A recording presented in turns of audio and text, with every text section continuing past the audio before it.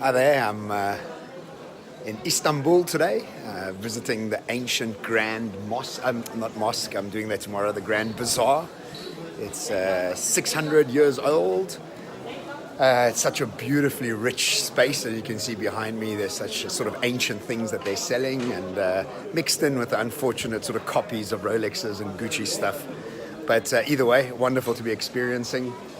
I wanted to share this idea around. Say hi. Yeah, you can wave. You can wave.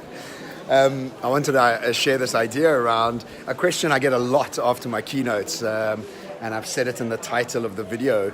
How do we prepare our children for the future? And recently, I was highly privileged to work with the Exco of APSA, as well as Gartner. And they asked me to speak about leadership in the age of digital disruption.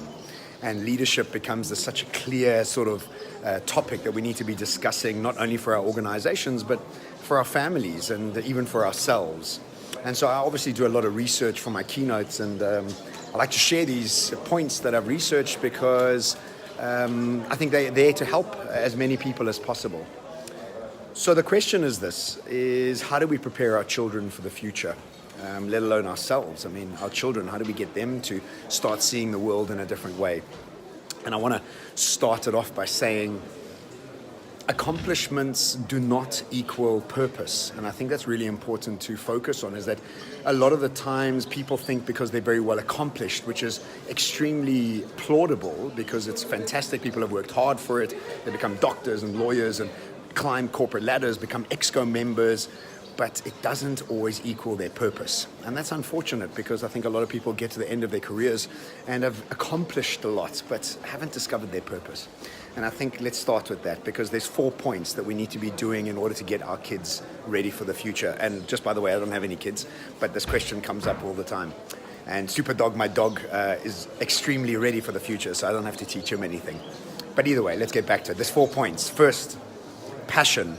We have to allow our children to follow their passion, follow their highest excitement, follow their major curiosity, because I think gone are the days that we need to be able to get degrees and we need security and we need to study X, Y, and Z just in case we need them as we're growing up, because we all know that AI is rapidly innovating itself and is taking over all logistics, all language, all sort of process-driven things that we've been learned through studying to become a doctor, a lawyer, an accountant. These things are all being replaced by AI, and so our left brain education sort of system is going to be replaced. So first and foremost, we have to allow our kids to follow their highest passion, and no matter what it is, let them move into that passion with great curiosity. And that's number 2, curiosity, the ability to ask deeper and deeper questions about what they are actually passionate about, and going through this process of creating question storming sessions rather than brainstorming sessions with your kids, so they can get there, know their process deeper and deeper and deeper.